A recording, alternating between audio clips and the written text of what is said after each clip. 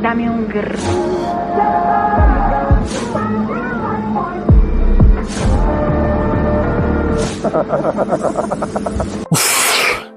ስንት ሰዓት ሆነ? ስንት ቪዲዮ ነው ግን ያየሁት? ቪዲዮዎቹ ስለምን ነበሩ? አስቤበት ነው በደመ ነፍስ ነው የገባሁት። ቆይ ትንሽ ብቻ ላይ ትንሽ ደቂቃ ብቻ።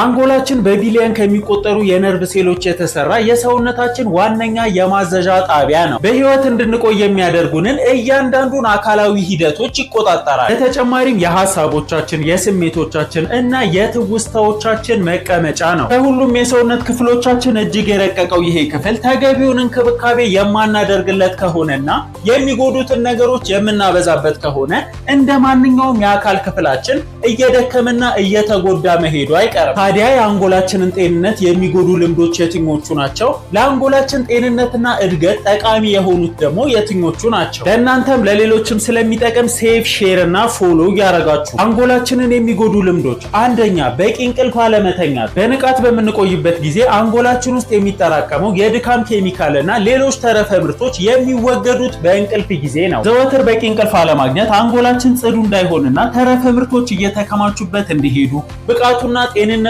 በጊዜ ሂደት እየቀነሰ እንዲሄድ ያደርጋል። ሁለተኛ ማህበራዊ ሚዲያዎች ላይ ለረጅም ሰዓት ያለ ትኩረት ቪዲዮዎችን መግለጥ፣ ማንሸራተት፣ መግለብ። ይሄን በቀጣይነት በምናደርግበት ጊዜ እንደ ይዘቱ አይነት በፍጥነት የሚለዋወጡ አንጎላችን ውስጥ የሚለቀቁ የደስታ፣ የስጋት፣ የሐዘን፣ የደስታ፣ የፈንጠዝያ፣ የጭንቀት ሆርሞኖች የአንጎላችንን ጤናማ የሆነ የሆርሞን ሚዛን በተደጋጋሚ ያስታሉ ወይም ያዛባሉ። በተጨማሪም ተከታታይ የሆኑ አጫጭር ይዘቶች የአንጎላችንን ለረጅም ጊዜ ትኩረት የማድረግ ብቃት በማዶልዶ ቀጣይነት ያለው ረጅም ትኩረት የሚፈልጉ ነገሮችን በአግባቡ ለማከናወን እንድንቸገር ያደርጋሉ። በፍጥነት በደመ ነፍስ ከአንዱ ቪዲዮ ወደ ሌላኛው ቪዲዮ መሮጥ በተረጋጋ መልኩ ቋሚ የሆኑ ትውስታዎች የመያዝ አቅምን ይቀንሳል። ከመኝታ በፊትም ማህበራዊ ሚዲያዎችን መጠቀም ከስልኩ ስክሪን ከሚለቀቀው ሰማያዊ ብርሃን ጋር በመተባበር አንጎልን በጣም በማነቃቃት እንቅልፍን ይረብሻል። ሶስተኛ አለመንቀሳቀስ ወይም መቀመጥ ማብዛት ወደ አንጎል የሚሄደውን የደምና የአየር አቅርቦት በመቀነስ የማሰላሰል አቅም መቀነስ፣ የማስታወስ ችግር፣ የአንጎል መጠን ወይም ትልቀት መቀነስ ያስከትላል። አራተኛ በስኳራማና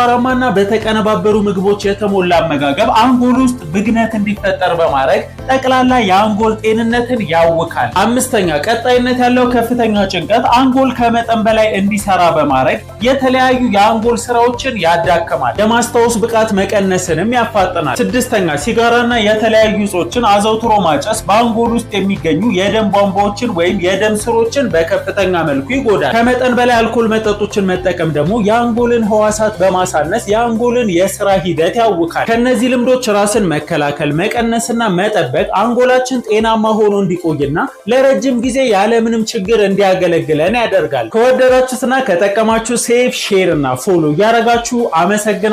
ይመቻችሁ።